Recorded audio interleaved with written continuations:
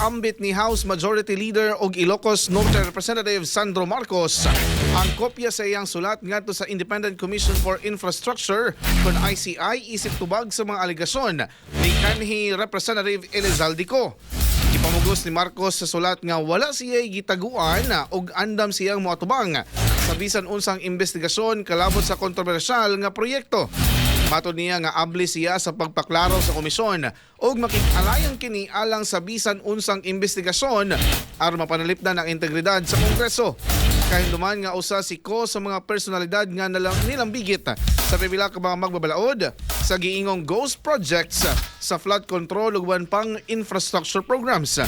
Ito ko ng ICI aron maghimo og maghimo og makuting investigasyon sa mga anomalya sa mga proyekto nga gipondohan sa gobyerno. Dugang pa ni Marcos nga ang iyang pagkatubang nga maoy pamatuod nga gipasalig niya ang transparency ug accountability isip opisyal sa gobyerno. Kikatakdang ipadayon sa ICI ang serye sa mga hearings diin gipaabot nga ipatawag si Marcos ug uban pang nahisgutang personalidad aron mohatag sa ilang mga habig. Balitang Nasyonal.